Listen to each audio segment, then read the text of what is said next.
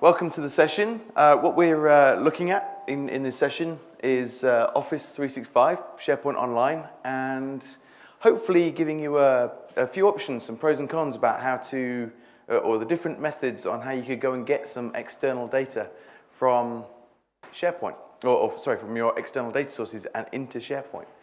There are quite a few different methods available, so we'll focus in on one of them, but also talk about the others and how they could be used. So, are all of you on Office 365? Are you actively using Office 365? Yeah?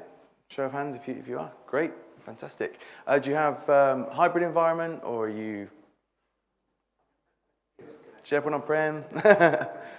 Hybrid, okay. Anybody still also using SharePoint on-prem for the time being? Okay, fantastic, great. Okay, so first of all, a little bit of an introduction to myself. My name is Brett Lonsdale. Recently turned 40, and Lisa at the back of the room here came to my 40th birthday party, so thank you very much, Lisa, for coming. Comes to my sessions as well, that's great. So, I've always been, for the last several years, in the business connectivity services and business data catalog section of SharePoint. Back in 2007, I wrote a book with my former business partner, Nick Swan, on the business data catalog. So this is a developer's guide to the business data catalog. And anybody go back that far? Anybody use the business data catalog back in SharePoint 2007? Great, excellent. Okay, so yeah, back then, wrote a book, and it's a little bit like getting drunk. In fact, it's a bit like last night. So you go and get drunk at a party and everything, and you wake up in the morning and say, I'm never going to go and get drunk again. And same with writing a book. You finish a book and then you say, I'm never, ever, ever going to do that again. That was just way too much pain writing that book. And then somebody comes along and says, do you want another pint? Following night. Like, there's another party tonight for the speakers. And sure enough, it's like, yeah, that's great, fantastic. And you're going to go through that pain again. So that's what we did with the 2010 one. I stopped there. I've learned my lesson, and there's not a 2013 book. Okay. So, so yeah, there's a couple of books there that I've written on BDC and business connectivity services. I'm here with Rob Foster as well, who's a co-host on the SharePoint Pod Show. So I don't know if anybody's listened to the SharePoint Pod Show. There's some good interviews with a lot of the speakers here, Eric Schups and Matt McDermott and people like that. We interview them on an area that they're into on SharePoint, record it and post it up for your listening. So whether you're riding the tube or on a plane, you can learn about SharePoint from SharePointPodShow.com. Also, I'm one of the co-organisers of SharePoint Saturday UK. So that happens once a year, around about November time. So we make sure the weather's really rubbish and you have nothing better to do other than to go to a SharePoint Saturday. So that will happen in November. I live in a place called Lutterworth in Leicestershire and help look after the SharePoint user group in that area as well. So in Leicester, Coventry and Nottingham. So that's a bit about me. What we're looking at within this session is addressing some of these points. Okay, we're using SharePoint Online. We've got some data inside our organizations. Some of it might be on premises, some of it might be in the cloud, and perhaps we want to make that data available in SharePoint Online. Lots of reasons why you might want to do that. Okay, take Salesforce.com as an example. Anybody use Salesforce.com? Okay, a couple of you. So if you're using something like that, you may have the odd requirement for some users to just be able to look up a list of customers from that data source, or maybe display customers or display products or something like that inside the SharePoint environment. Again, there's different ways of doing it. You may want to be able to update information via SharePoint without teaching somebody the Salesforce.com user interface when they're perhaps not a sales executive. They don't have to use that interface on a daily basis. But typically in lots of organizations, you'll find silos of data for different departments that have been chosen to do a particular job. And one of the things we can do with SharePoint is bring that data together and make it available. So how can we achieve that? Well, first of all, there's quite a few things that we may be getting confused about for accessing external data. How many of you have attended any Power BI sessions? Did you attend Mark McRae's? Anybody attend Mark McRae's Power BI session? No? Okay, you may have been put off flying if you did. Yeah, he was showing all the business intelligence of flights and flight crashes and things like that, and how many plane crashes there have been in the last X amount of years. And I was like, aren't quite a few people flying to the conference and going to fly home again? So it might put you off going home. You might be in London for good. Okay, so with Power BI, I'm by no means a Power BI expert, but it is something that is very powerful, very good to take a look at. So what you've got is the ability to use Power Query. You can query data. You can there's Power Q&A, Power Maps, and so on. So you can display charts based on maps of the world, and so see how many customers you've got maybe in London versus New York, and that sort of thing. Some great visual representation of data. And that is extremely powerful for reporting on data. You can build some really fantastic reports with it. Part of it is known as the Data Management Gateway. Anybody explored that before in the past? Data Management Gateway. Okay, so a couple of raises of hands. So what we can do with Data Management Gateway is get at several different data sources. We've got Oracle, SQL, and Salesforce. Recently, we have Salesforce. So it's useful if you've got data on premises. So if you're hosting or if you've got a SQL server with some on-premises data, it might be dynamic CRM data, it could be any kind of SQL database containing business information, and you want to report on it, then you can connect to it using the Data Management Gateway. Now, there's several ways of getting at that data, but the Data Management Gateway is one of them. And the one thing that we're talking about it here for is the fact that it is specific to Power BI, and that's where a lot of confusion comes in. So we can connect to SQL Server, Oracle Server, and Salesforce. It will expose the data as OData, and then we can use that data inside our Excel workbooks. So Power BI allows us to use Power Pivot, Power Query, and so on that data, and we can then use that to build some Power BI sites. Okay, so you have a great visual representation throughout SharePoint using a Power BI site. We'll have a look at a few examples of that in just a moment. So to set that up, you basically download a tool. You install that tool on the machine running SQL Server. There's an exchanging of certificates and so on. And you're running the service using Power BI as well. And once you've generated the connection, the OData will be available, and you can start getting at your data and using it. So that's one cool feature of Power BI. Another way of getting at external data is through custom apps, and we'll talk about a few in just a moment. So there's you'll come across there's a few different organizations in the App Store that have some apps, and they go about getting the data in a different method. I'll show you how to do that. A couple of the companies are here. Has anybody come across AxioWorks this week? They've got one of the pods near the coffee. You could go and have a look at them. So they are looking at building out SharePoint lists inside SharePoint Online, but then also replicating it back to a SQL database as well. So that works with SharePoint on-premises, also works with SharePoint Online as well. There's a company called Layer 2, German company. They're not here.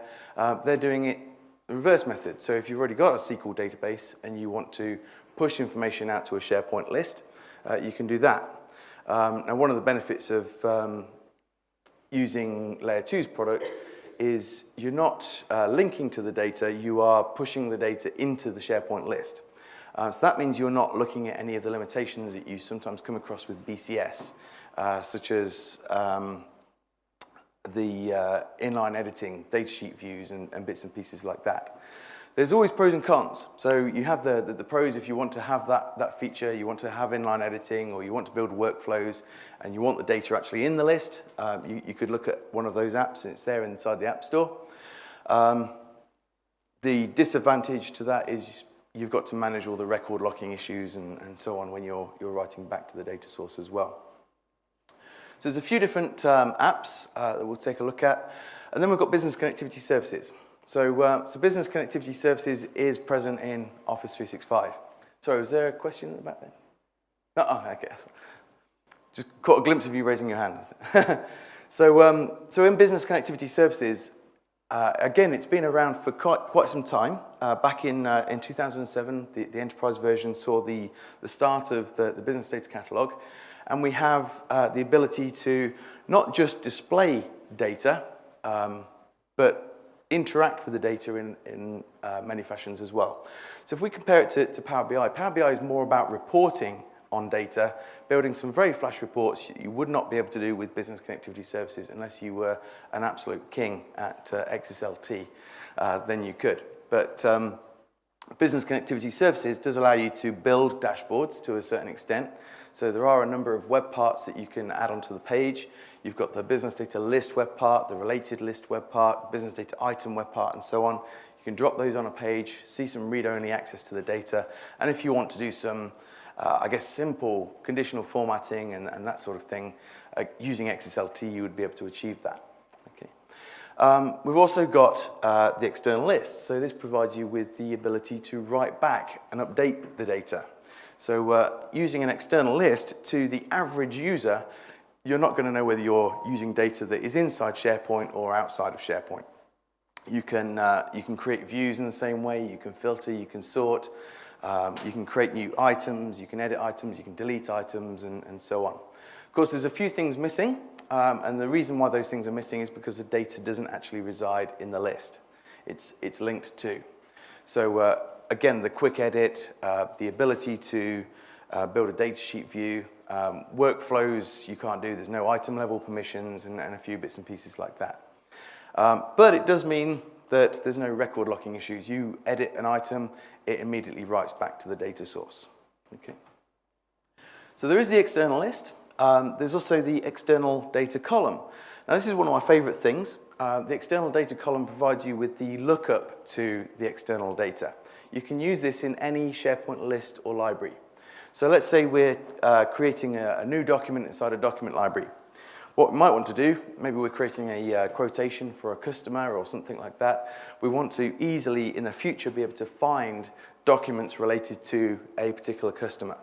So what we could do is just create a single line of text column. If we do that, we could allow our users to enter the company names for each customer that they upload a document to. And then we'll be able to maybe filter on it, because of course everybody's going to type the company names in exactly the same way. There's not going to be any abbreviations, there's not going to be any typos. That stuff just wouldn't happen. Yeah, it does. So we can't create views very easily when we've used things like BP or BP PLC or British Petroleum and so on, and we've been inconsistent with the way that we've entered that data. So if we've got all of our customers in Salesforce, or we've got all our customers in Dynamics CRM, wherever they might be, we can look up the customer and provide a picker, so the user can simply create a document, look up the data from the data source, and store that as a snapshot inside that document library. Okay. Once we've done that, it gives us some Office integration. So we can go into Word, and anybody come across the quick parts in Word? A very powerful thing. So you can use the quick parts to insert metadata from document libraries. It could be the created by information that you want to drop onto the page. It could be the created date or the name of the document, whatever it is. You can go into the Word document, insert a quick part, and drop that onto the Word document itself. If you go and get at one of your external data columns, it provides you with the lookup inside the document. So now you can create perhaps a purchase order document. You're almost replicating a form inside the Word document where you can select information via the picker. So we can choose the customer, fill out all the customer fields, and that in turn is also populating the metadata for that document. Okay? So it takes a snapshot, and then we can save it out. So there's some great Office integration via that external data column. The last thing we can look at is also business connectivity services, but it's a different method of doing it. We can create an external list only using Visual Studio and creating an app-scoped external content type. So, so once we've got that, we can go into Visual Studio, connect to an OData source, and build ourselves an app. Okay, so you don't get the external list, you don't get the web parts. Oh, sorry, you do get the external list. You don't get the web parts, you don't get the external data column. It's just a way of getting at data from within inside a single app. Okay, so data management gateway. This is kind of the Power BI architecture. So what we've got, as I mentioned, is databases that we've got back at our offices. They're hosting our data, and we want to be able to build some very powerful reports. So we can get at that data via the data management gateway. So I should have that running on here. It's a little tool like this. So we can, I've generated a gateway called Northwind. Once I've exchanged the keys and so on, I can basically go in, register a new cloud service. So that within the Power BI Admin Center, which I can go in, I can register a key, install the Data Management Gateway Configuration Manager on my server, register that key, and that will expose the service, and Power BI knows to look for it. So once we've done that, we can choose what data we want to expose via the Data Management Gateway, and that's a service that you can start and stop and so on. Of course, we may need to open up ports for that data to go through as well. So we've got the Data Management Gateway, and that provides you with the ability to build these Power BI sites. One of the things it is, the data is only going to be available inside Excel. Okay, so you can use the Excel workbook, you can use the Power Maps, you can use the Power View, and so on, and then they become reports for your Power BI sites. So a good example is here. You can play around with some existing sites. Has anybody had a look at these already? So you've got things like the Olympics information or the world population information and that sort of thing. I think it is sample data, but you can ask straightforward questions using Power Q&A.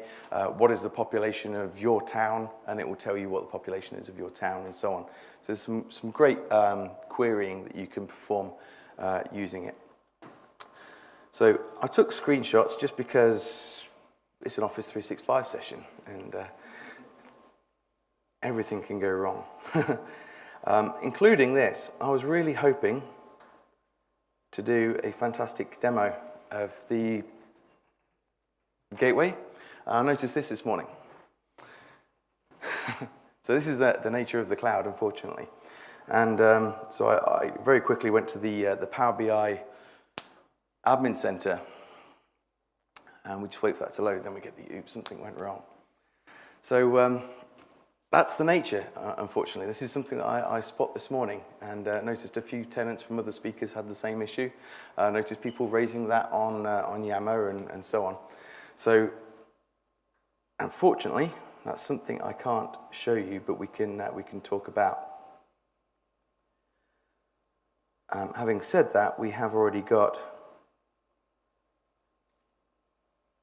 a Blue Peter version. So I can't get to the Admin Center, but we can have a look at some of the different Power BI sites that we did earlier. So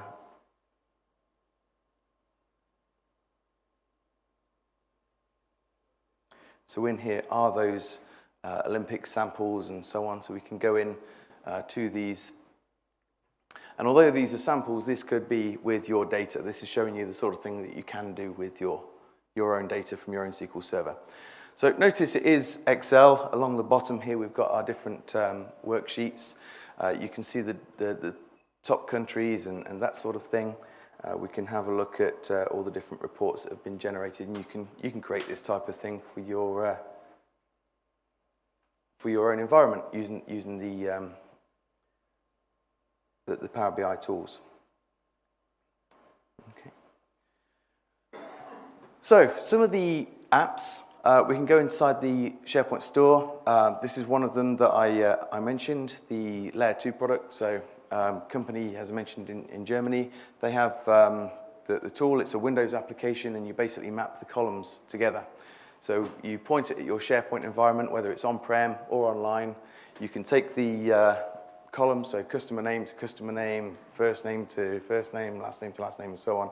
Map all the columns, maybe with a contacts list based on a customer's table or something like that. And then you hit the synchronize button, and it will synchronize the data from your on-prem into your SharePoint Online environment. So that's one option, and that's not using an external list. That's using a standard SharePoint list. So it could be a contacts list, it could be a tasks list, or anything, and you're syncing that data two ways. Okay. So that's one option. There's other web parts in there that would allow you to also get at the data.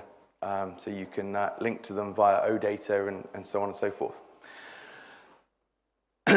You'd probably expect to see a few more. And from somebody that's been in the data space for quite some time, I can tell you why there's not. That is one issue with the app or the app model is you can't get at a lot of the data. So you can't get at external content types, unfortunately, so via BCS. So if we had, let's say, an external list, has anybody experienced the pain with SharePoint Designer and losing the Design tab? Okay. No? Yes? Okay. So if we lose the Design tab from SharePoint Designer, that means we can't fix some of the very fundamental things that we used to be able to fix very, very easily.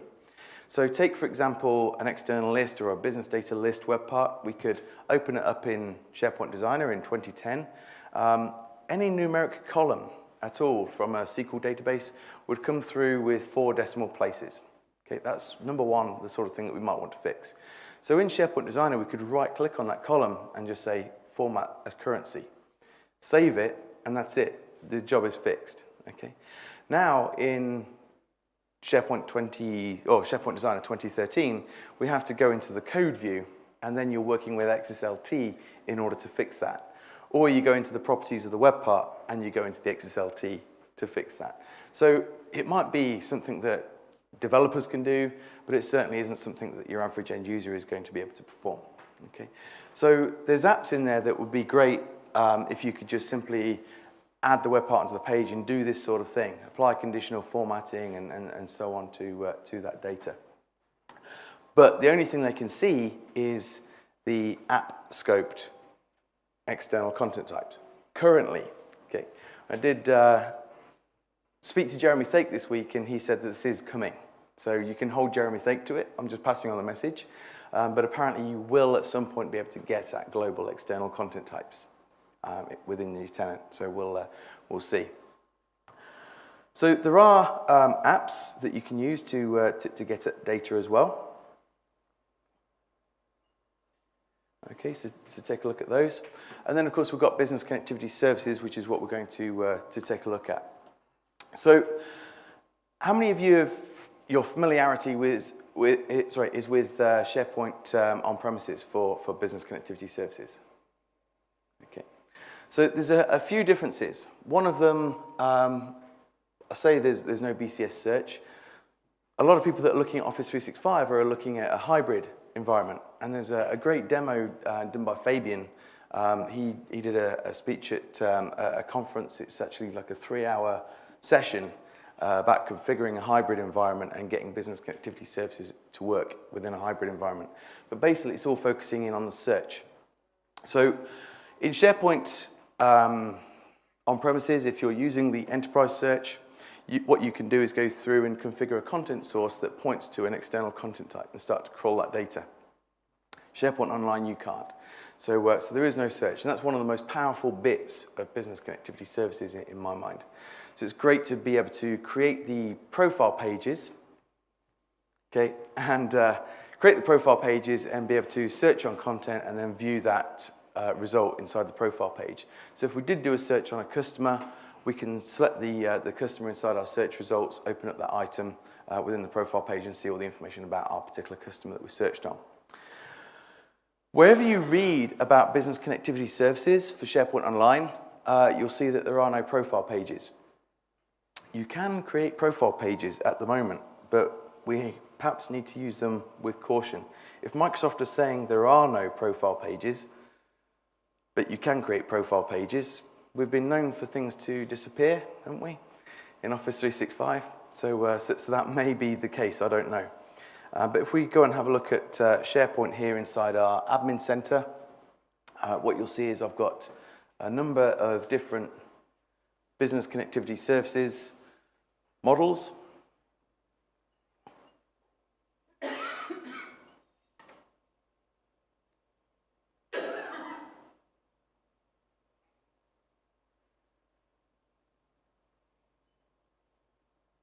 Try that again. Okay, so we've got a number of different BCS models here. So we can use business connectivity services in two ways, as I mentioned. You can create an external content type via Visual Studio, or you can generate the BDC model file using something like SharePoint Designer and import it. So if you import your BDC model file, it appears in here, and one of the things you can do is create the profile page.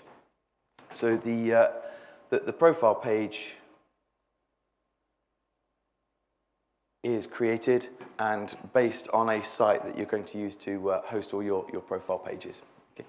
All it basically is a page with a business data item web part on it, and it shows all of the columns from that particular external content type. The primary use for it was search. So when you do search on a customer or on a product or whatever it might be, you click onto the result, it took you to the profile page to actually see the information about that one row. However, what you can also do is have it show up as a custom action. So you can create custom actions inside your external content type as well. So it might be that you want to regularly Google a customer, or you want to email a customer or something like that. So you can create a custom action, which is a URL that accepts the parameter of the customer name, and that would show as a link against each row. So you could simply just choose the customer that you want, click onto the link, and it would Google that customer for you, or generate an email for that customer. So the view profile would appear the same way. So if you're showing summary data inside a business data list web part, you could click onto the view profile and see more detail. So hopefully that will be around to stay.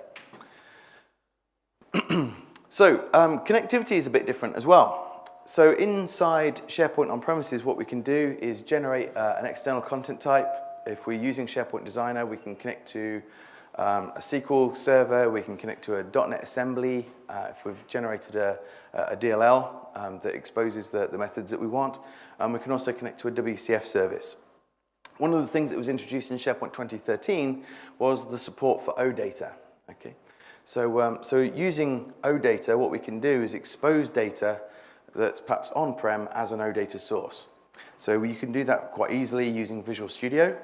You can go into Visual Studio and expose your Oracle database or your SQL database as OData. That's basically what the Data Management Gateway service is doing, but the Data Management Gateway service doesn't work with business connectivity services. It's purely a Power BI thing. Okay. So we would have to do that ourselves. We could expose the data and then connect to it. Unfortunately, SharePoint Designer doesn't yet give you the ability to connect to it. So you can't connect to that OData service yet. Okay.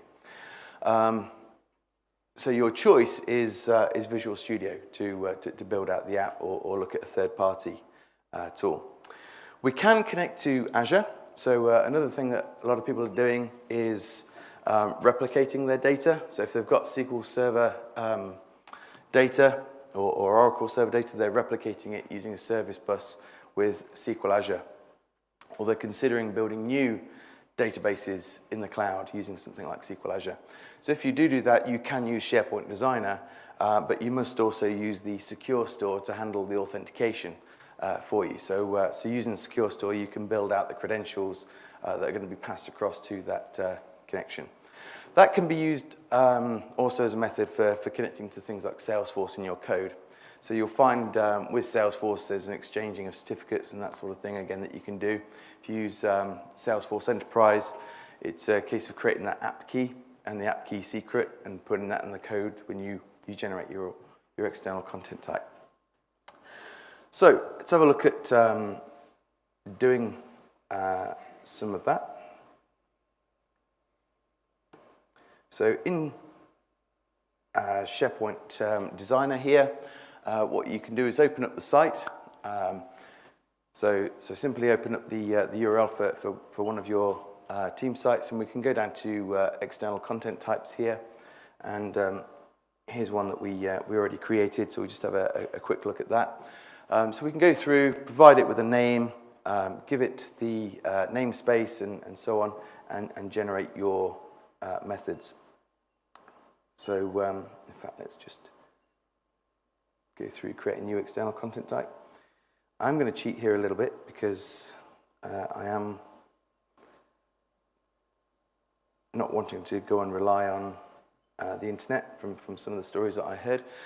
So I have got a connection already open, but what we can do is add a connection. And you'll notice in here we've got 3 different types of things that we can connect to, as I mentioned. So the .NET type, the SQL Server, or the WCF service. So if you've built a WCF service, you have to build that with BCS in mind.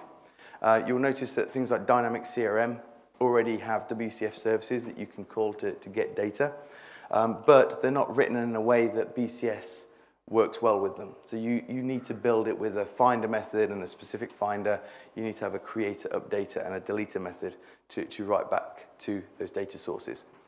So if I select SQL Server in here, click onto OK, you can provide the database server, so that's the server name that you can grab from SQL Azure. You can provide the database name, and you won't be able to connect with the user's identity here. You need to go through and connect using the secure store. So for the secure store, what we're going to do, just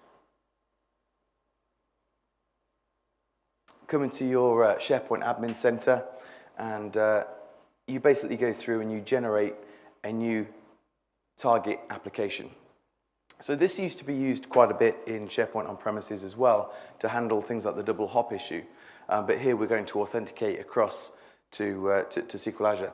So you can give it whatever target application ID you want. That's just the name of this, this application. You've got a display name, a contact email, and so on. And then the credential fields to pass across the credentials for the data store. So we've got the username and the password that we want to pass across when we connect to it. Now, perhaps not every user is going to be authenticated using the same username and password. So you can create individual or group target applications. So we've got group restricted or individual. And what we're basically going to do there is we could say, well, this group of users can all be authenticated as this particular username and password when they go to access the data store. You have the ability to add other fields as well. So as I mentioned, if you're going to go and connect to something like salesforce.com, you're going to need 4 bits of information. You need the username, the password, the app key, and the app key secret. So all 4 bits of information get passed across. So you can go through here and add new fields to collect that information when you go through and set the credentials. Okay. So we'll just call this Azure.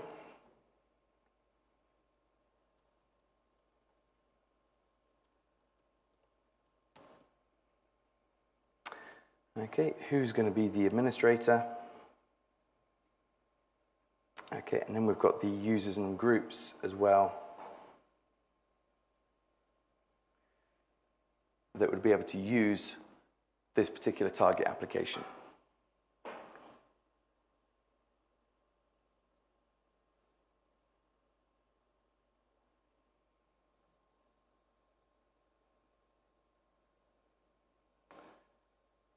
There we go. Okay, so far so good. So we've got the new target application created. Once we've created that, we can go through and set the credentials. So we basically select it, set the credentials here. So now we're going to say, what's the username and password to go and access that data store for those members? Okay. So when we generate the connection using SharePoint Designer, that target application ID is basically going to be the value here, and that's how we're going to handle the authentication across to the SQL Azure database. Okay, once you've done that, you can go through, access the data store. You'll have access to all your tables, views, and stored procedures, and so on. We can simply right-click and start to create the different operations that we need for business connectivity services to work. So if you're a developer, you'll probably come across these as a different name. So we've got what's known as the read item inside SharePoint Designer. That's known as the specific finder in the Business Connectivity Services API. So the read item or the specific finder is going to go and get a single row of data. So when we look up a row of data or when we select a row of data, it's passing across the identifier for that row and bringing back the one row. So it's just simply passing that one identifier across. You do need in your database a primary key for that. You can't use a composite key. Business Connectivity Services relies on having that unique identifier. We have the read list. That's basically a select star from table name. It's going to go and grab all of the data in all of the columns. And then we've got the create, update, and delete operations as well. So we can go through and create all of those. A few things that are recommended. One of them is to create a filter. So SharePoint will warn you of this when you go to import the model. So what we'll do is add what's known as a limit filter. So there's different types of filters that you can create. So we set this one to be a limit filter, and that limit filter we could set to something like 1,000 items or something like that. Now that is on the finder method. So each limit filter is based on the finder method itself. You can create as many finder methods as you like for each external content type, and it's recommended to do so. So when you go inside the external list, every finder method that you create will be a different view automatically generated inside that external list. So you could have customers from the US or customers from the UK or European customers all show up as different views inside your external list. Okay. It also then provides you with that lookup within inside the web parts. So here, if we just go to SharePoint for a moment.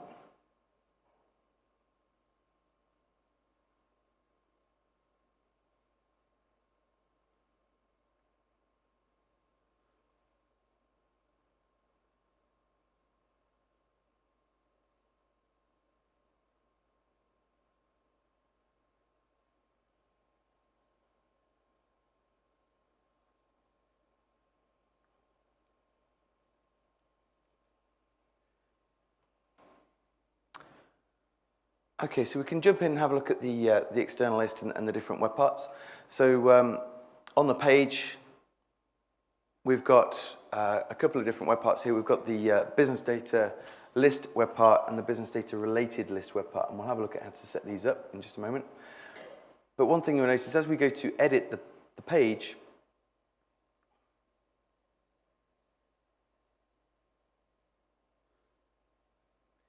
and edit the properties of the web part,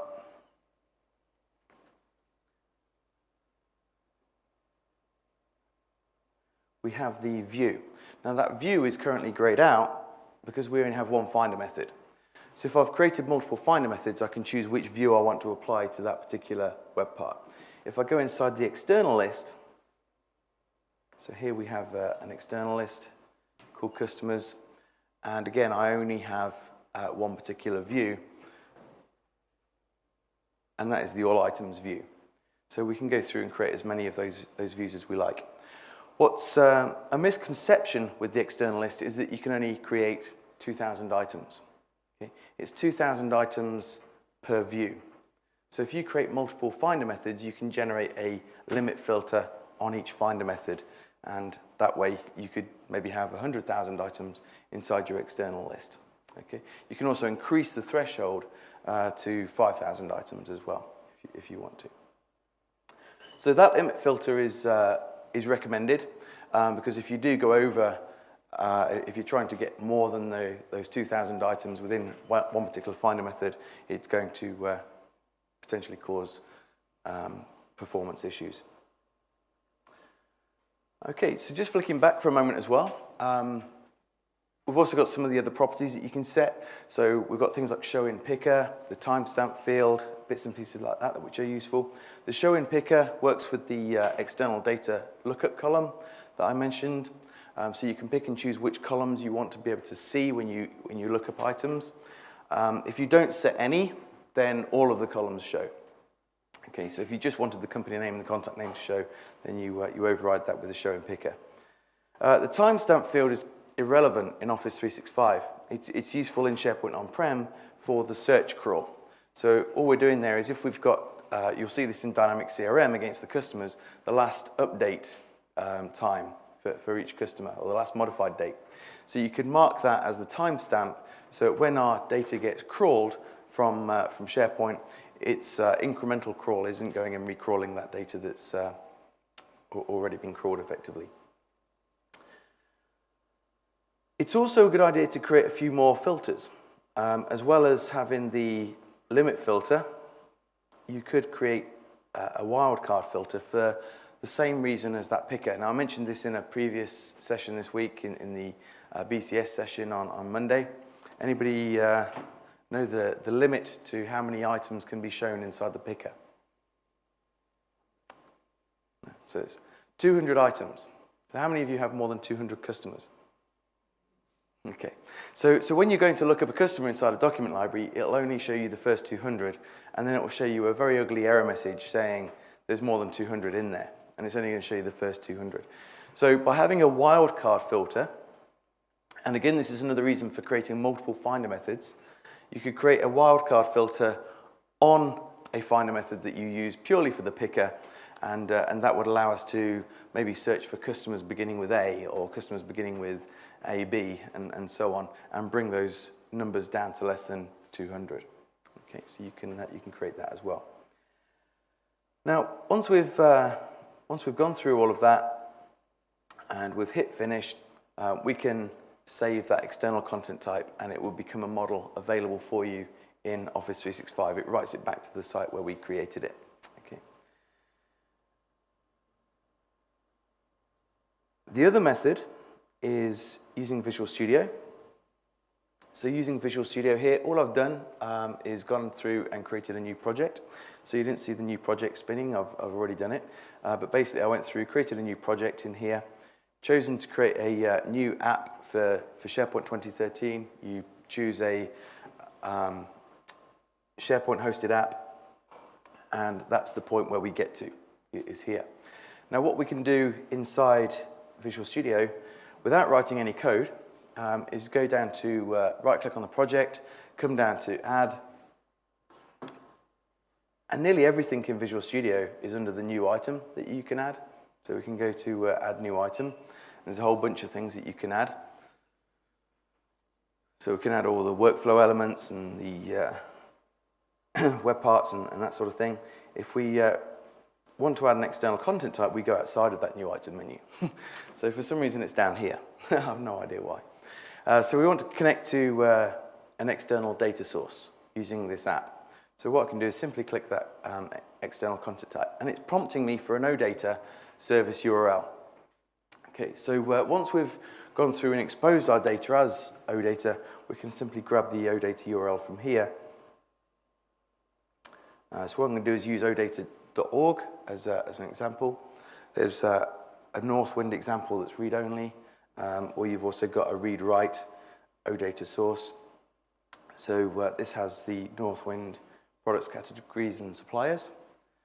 Go and grab the URL. And in Visual Studio, we can just pop that in.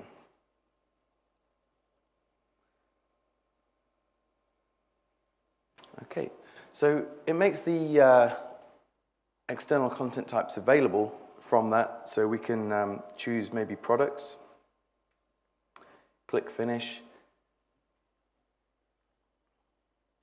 and this goes through and creates our products.ect. That's our external content type. So we've not had to do any code. Well, the code that we would have done before is of course exposing the data as OData. But now we can go and connect to it and build our external content type. Okay.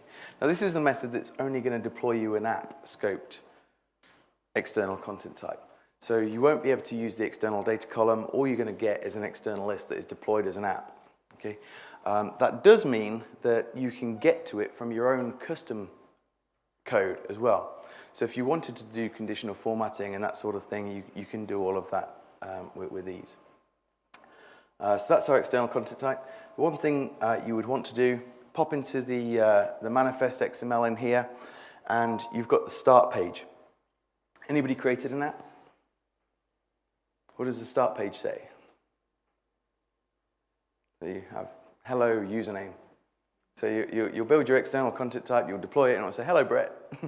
So what we want to do is change the start page. So what we can replace this with is simply the name of the list. So this would become /lists/products. Okay. So when you open up the app, it's going to then load the products page. All that's left for us to do then is build it, and that will deploy. So with that in mind, we'll have a look at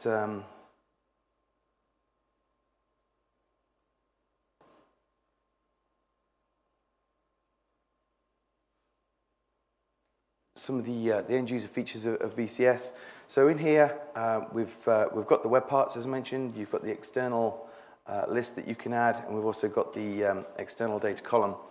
So here inside a document library, what we can do is go up to the library ribbon. Once we've got the external content type built, and we can create a new column. So it's getting towards the end of the day, I can't even see the create column button. So I'm just going to jump into do it the old-fashioned way. Okay, so we'll create a column, and at the bottom here we've got external data. So if I want to look up my customers from within inside a document library, I'm going to create the column, call it customer name, and we choose the external content type. So that's already been imported. We can look up from it.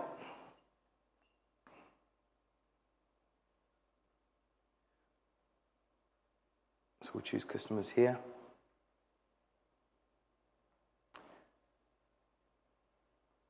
Okay. And once we've specified that, we choose which column we want to store. So I want to store the company name, but I also want to show some other columns as well. So I could show things like the contact name, the phone number perhaps, maybe the city. So we'll OK that. And the column's being created for me inside the document library. So you can see the customer name. That has a refresh indicator on it. The reason for it is when you look up this data, it's not a live link to the data. It actually stores a snapshot of the data at the time that you picked it. So the refresh indicator is to refresh the values if they've changed. You can't selectively do it. It's going to be on all of the documents in one go inside that document library. So what I'm going to do here is go through and create a new document.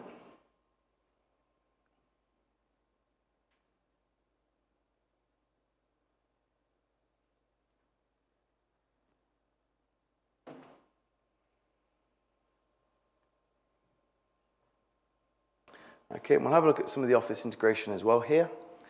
You'll notice the document information panel. One of the downsides to this, customer name is read-only. Okay, we can't look up using the picker from the document information panel. But like I said, what we can do is insert the quick part onto the page. So from going to quick parts document property, those columns that I've just created have become available as quick parts. So here we'll choose the customer name, drop that onto our page. We can go through and get the city,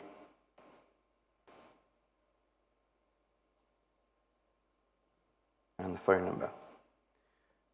And just to make it look like we've got a document, we'll do the equals lorem.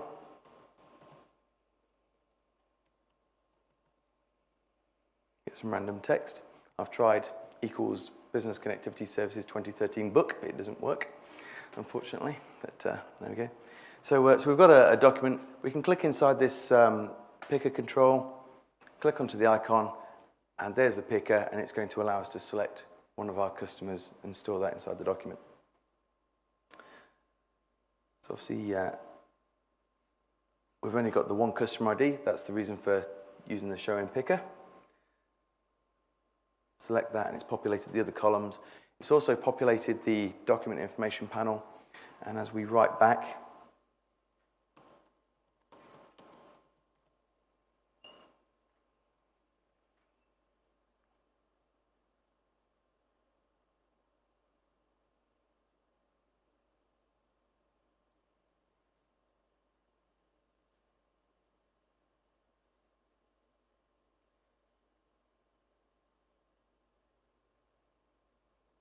let's refresh the view here. And we've got that metadata set. Okay, so now we can start going through filtering on that information. We can build views on that information and so on. And we've got consistent data lookups from the external data. We can also go through and create external lists. So we can simply go through and add an app. As we scroll down, we're looking for the external list. Okay, and it's almost the same thing. We provide it with a name and then go and select the external content type. So there's customers. Choose create.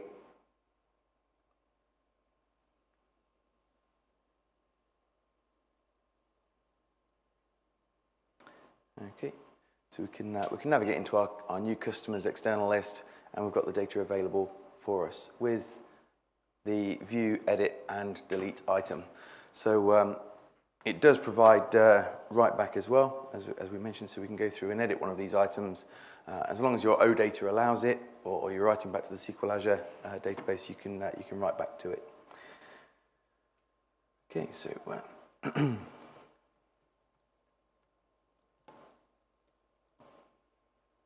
we can simply update the data.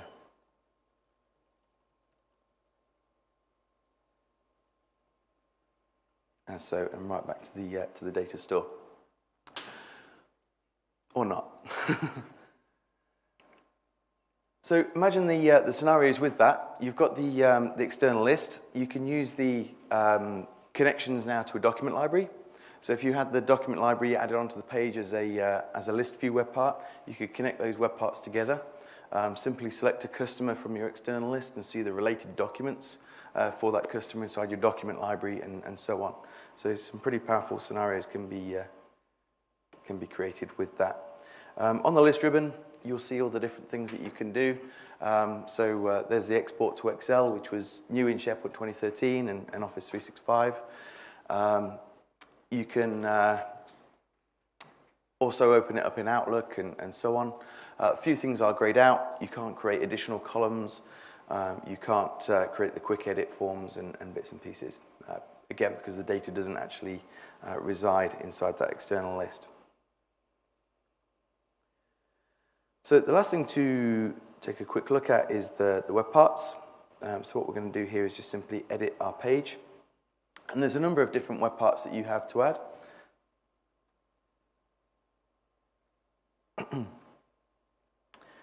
So from the Insert ribbon, under Business Data, we've got a number of different web parts here.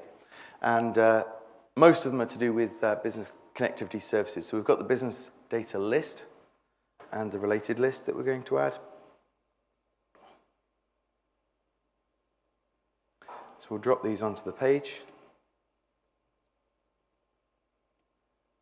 And we're also going to add a Business Data item web part as well.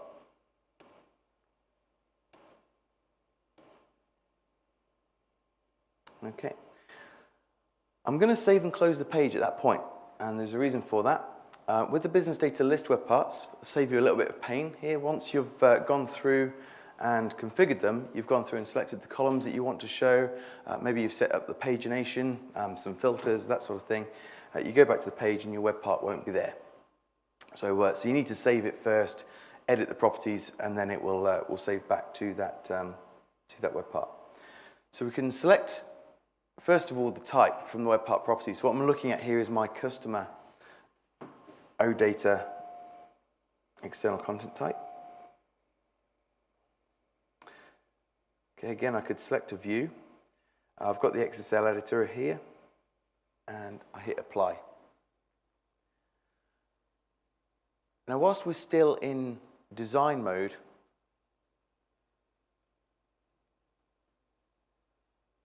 you'll notice there's the edit view link. As soon as we save and close that page, that edit view link disappears. But we can choose that edit view, and that allows you to select which columns you want to show, allows you to do some setting of some of the different filters, and so on. Now, all of these options are only available depending on how you built your external content type. If you want these filters to be available, then you need to create the filter methods on your Finder method that we're showing here. So we can set the items specified by the user. That will actually give you a toolbar in the web part. So the user can set the country, maybe, that they want to filter on, or you can hard code it. If you don't create a filter on your Finder method, you can't filter the values in that way. There is a filter method at the bottom here, but this is after the data has gone and been fetched from the data source. Okay. So the preference is, for better performance, build the filter methods, or build the filters on your Finder method and use them. You can choose the columns that you want to show. Let's just remove some of those.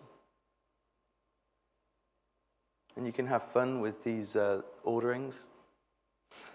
Always a good game to play, trying to get them into the right order. And you can also set up the pagination. Once you've done that, that provides you with the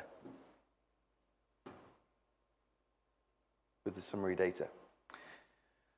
So we're only showing a few columns. What I could use the business data item web part for is to then show more detail. So what we're going to do is open up the properties for that, point it to the same external content type.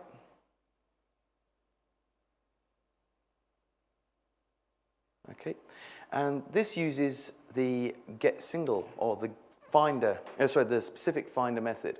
So it's after a unique identifier to go and bring back one row of data. So if I knew the identifier, if I wanted Alfred's footer kist, then I could put Alfki in there, and it would just bring back that one row of data. However, what I can do is use a web part connection to provide that data. So from the top here, we just go to the connections and send a web part connection to the consuming web part. These are now connected. So we'll OK the properties. And you'll notice that a little handle appears next to each row. So if we go and select Alfred's footer kist at the top there, that fires a web part connection and shows us all the details in the item web part. Then we've got the related list. Now for this to work, we've got to build what's known as an association. So if ever you've built a query before in SQL or maybe in Access or something like that, you can build an association or a join between a primary key and a foreign key, and essentially that's exactly what you're going to be doing here. So in SharePoint Designer, when you right-click, you'll notice you can build a new association, and it's going to have you map the primary key to the foreign key.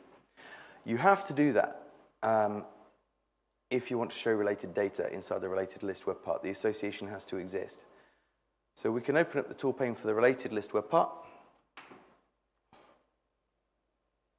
And here I can go through and select the only external content type that has an association to the one I'm already using. Okay, so there's the order. It automatically picked up my association method. We can OK that. And final step, which it tells you to do, is to connect the web parts again. So we just simply go through and edit the page.